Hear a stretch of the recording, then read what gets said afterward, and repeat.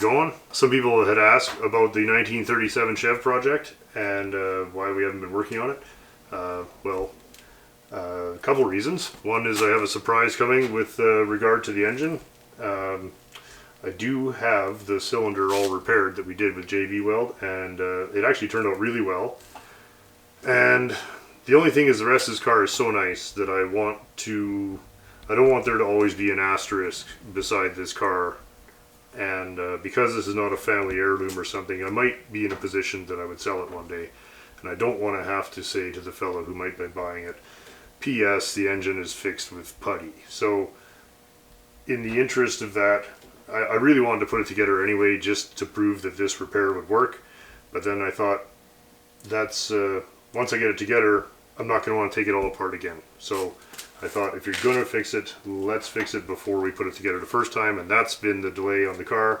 And of course I'm trying to finish my sister's car and the Fury and the Yellow Fury and take care of all the other cars. This car is, there's no hurry on this car. So I'm not going to hammer through it. This is kind of a fill-in project when the other projects are stalled for whatever reason. It's just such a nice car. There's so little to do. I've bought all the brakes and everything for it. I've got everything lined up, and when the weather or for whatever reason I can't be working on something else, like for instance they actually got finished, then we'll play with this.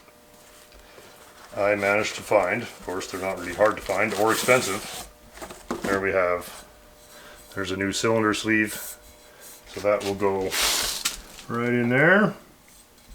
So I'm waiting for an opportunity to get together with Matt and Jim at Strong's Garage, and Matt has lined up an opportunity to use an old-fashioned cylinder in the car boring machine. So we're going to do, this is a job that would have been done, fairly often back in the day.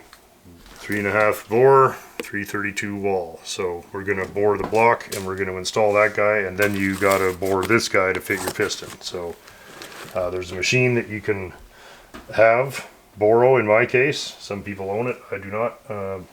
We've arranged through Matt at Strong's to borrow this machine from a close friend of his, and we're going to set it up on here and we're going to bore the old Chev.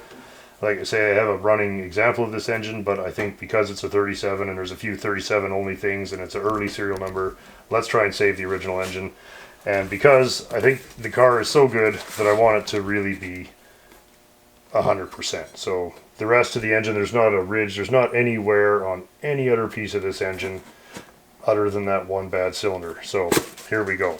I regret that I'm not going to get to finish it with the JV Weld, because I'm really confident it would have run, but it would not. It was not going to be as good as new. And because this is a real car, this is not just trying to get to the end of the yard and back, I want this car to be good. I want this car, to be as good as it can be. We're going to do that, and then we're going to put all the original bits back in, which, oops, let's have a quick, there we are. Oh yes, don't forget to buy the stuff. Buy the things. Oh, we have coffee mugs. Product placement. There you go. Put that on your desk at work. So we have the rest of the engine cleaned up and ready to go. Of course, there's a certain amount of chaos is encroaching on that, but this little project, I hope within the next, before fall. No hurry on it, but that's what's happening. So I just thought I would address that because people had asked why I'm not working on the Chev, because I have lots to do, but that was the other reason.